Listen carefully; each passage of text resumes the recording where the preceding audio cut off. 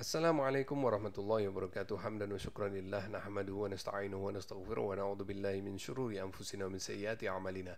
Man yahdihillahu fala mudilla lahu wa may yudlil fala hadiyalah. Asyhadu an la ilaha illallah wahdahu la syarika lah wa asyhadu anna sayyidana Muhammadan 'abduhu wa rasuluh ba'athahu Allahu rahmatan lil alamin. Wa nusalli wa nusallim alaihi wa ala alihi fil awwalin wal akhirin wa fil mala'il a'la ila yaumiddin.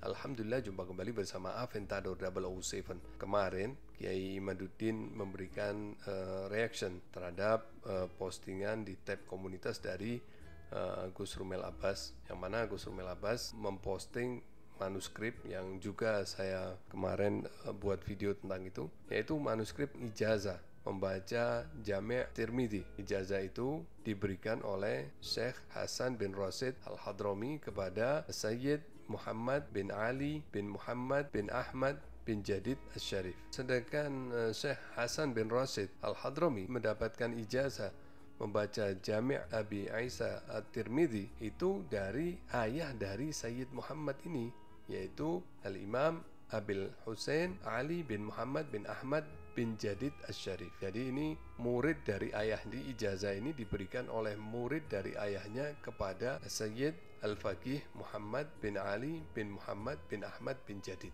Kemudian yang menarik adalah bagaimana falasi Kiai Imad ketika mengcounter ini. Saya melihat beliau bukan menjawab secara ilmiah, tetapi lebih untuk mempertahankan diri dari serangan, mungkin dianggap serangan, karena manuskrip ini lebih tua dari kitab Sajaratul Mubarakah. Jadi beliau berusaha mencari celah, mencari dalil bahwa manuskrip ini lebih tua dari Sajaratul Mubarakah. Nah, tapi lucunya begini, beliau mengatakan bahwa manuskrip ini selesai dibuat pada tahun 589 Hijriah. Pada masa itu, tradisi bagi seseorang yang ingin mempelajari suatu kitab, maka orang tersebut akan memesan kitab itu dulu. Nah, kalau memang demikian, maka logikanya adalah Sayyid Asy-Syarif Muhammad bin Ali bin Muhammad bin Ahmad bin Jadid ini memesannya sebelum tahun 589 Hijriah. Justru menjadi blunder bagi Kiai Imad, karena beliau berusaha meyakinkan bahwa kitab Sajaratul Mubarakah lebih tua dari itu. Ini sebetulnya bukan tentang itu.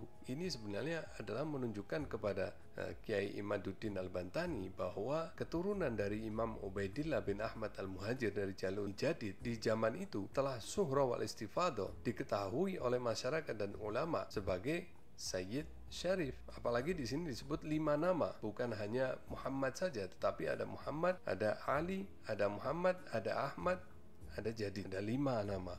Berarti berapa tahun sebelum 589 Hijriah mereka telah dikenali sebagai Sayyid Syarif, begitu. Nah, saya rasa ini hanya upaya dari Kiai Imad untuk mempertahankan agar tim hurinya tidak pergi, karena kita melihat bahwa banyak sekali para ulama yang sempat kagum dengan tesis Kiai Imad ini sekarang sudah banyak yang meninggalkan beliau, ya, karena makin kita bahas masalah ini makin lemah posisi beliau, sehingga para ulama-ulama sudah memahami bahwa ini semua tidak beres. Ini tesis Kiai Imad ini terlalu prematur dan dia tidak kemana-mana, hanya dari kamarnya saja, kecuali kalau beliau sudah melanglang buana mengembara untuk buat kajian ini dengan menggunakan segala metodologi, bukan hanya menggunakan metode studi pustaka tapi juga menggunakan metode studi lapangan, tentu dengan melihat situs-situs, melihat manuskrip-manuskrip, melihat sosiologi, antropologi, dan lain-lain. Tapi kan selama ini kan beliau tidak pernah melakukan itu. Beliau lebih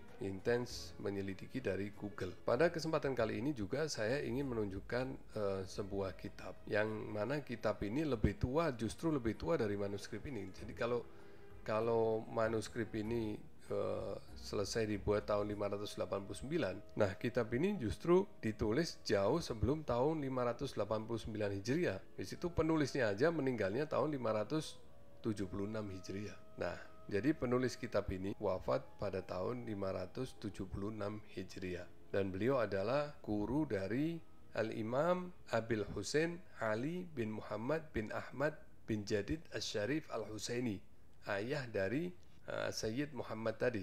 Dia menulis kitab Al-Mustasfa fi Sunanil Mustafa yang ditulis oleh Syekh Al-Imam Al-Allama Al-Faqih Muhammad bin Sa'id bin Ma'in Al-Quraidi Al-Lahji. Nah, yang menarik adalah di halaman 21 pada kitab ini ditulis nama-nama dari murid dari penulis kitab ini. Di antara murid beliau di sini ditulis adalah Sayyid Asy-Syarif Al-Muhaddits Ali bin Muhammad bin Ahmad bin Jadid, dan juga ditulis bahwa beliau ini lahir di Tarim Hadramaut ya, dan meninggal di Mekah Al-Mukarramah pada tahun 620 Hijriah. Dan juga ditulis di sini bahwa beliau masuk ke kota Aden sebelum tahun 591 Hijriah. Sebelum tahun 591 Hijriah beliau sudah masuk kota Aden. Nah, di sini saya hanya ingin menunjukkan kepada teman-teman semua, sebelum tahun 576 Hijriah, masyarakat dan para ulama sudah mengenali bahwa keturunan dari Jadid bin Ubaidillah bin Ahmad Al-Muhajir ini sebagai Sayyid Syarif, sebagai dzurriyyah Rasulullah SAW. Dan itu dibuktikan bahwa pada setiap penulisan nama mereka ini selalu didahului dengan gelar mereka.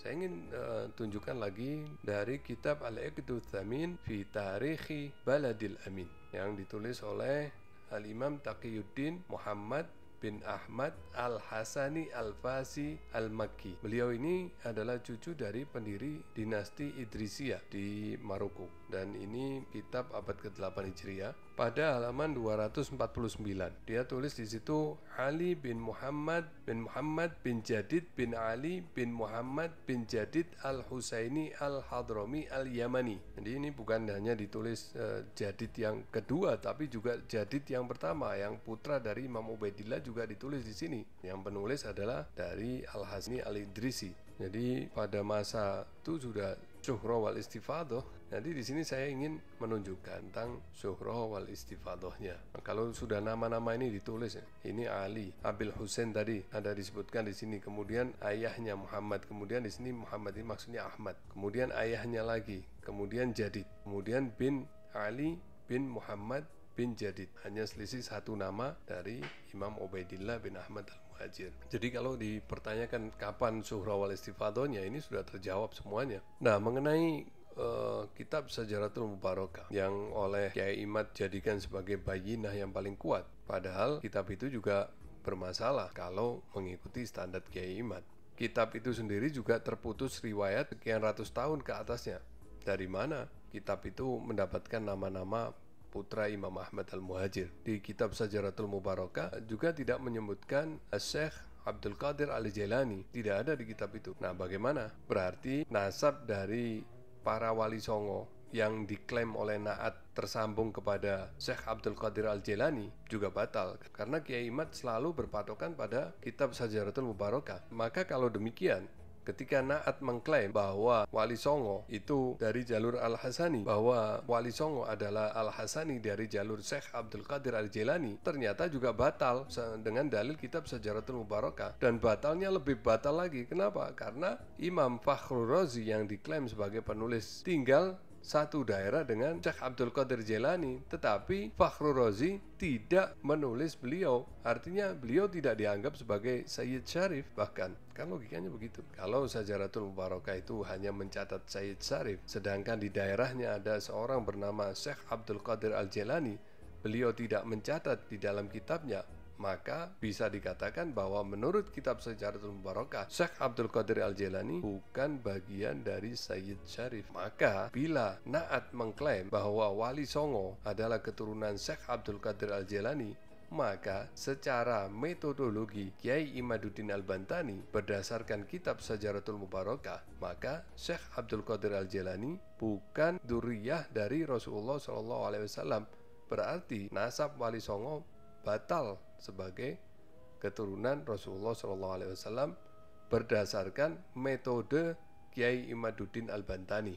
Berarti ketika Kiai Imad berceramah dengan lantang bahwa Wali Songo itu mempunyai 3 jalur nasab kepada Rasulullah. Pertama dari Imam Ubaidillah, dan itu sudah dia batalkan dengan kitab Syajaratul Mubarakah. Lalu beliau mengatakan masih ada 2 dari jalur Syekh Abdul Qadir Jailani dan dari jalur Al-Musawi. Dari jalur Al-Musawi ternyata bahwa dicantolkan kepada Imam Muhammad bin Hasan Al-Askari atau imam ke-12 dari madhab Syiah, yang mana dalam kitab-kitab Mu'tabar, kitab-kitab Nasabah yang muktabar, Imam Muhammad bin Hasan al-Askari ini bahkan belum menikah dan tidak punya anak. Jadi tinggal sisa satu, yaitu dari jalur Syekh Abdul Qadir Jailani. Ternyata jalur Syekh Abdul Qadir Jailani pun batal menurut metode Kiai Imad dengan dalil bahwa di kitab Syajaratul Mubarakah tidak ada nama Syekh Abdul Qadir Jailani. Selesai. Berarti apa? Berarti Wali Songo menurut Kiai Imad bukan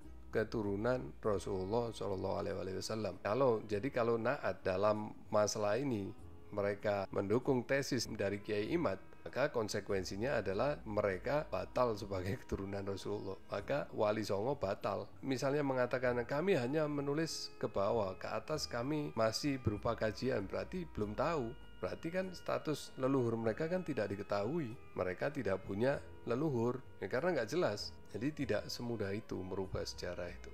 Kiranya apa yang saya sampaikan cukup jelas, semoga bermanfaat. Wabillahi taufiq wal hidayah wal afu minkum. Wassalamualaikum warahmatullahi wabarakatuh.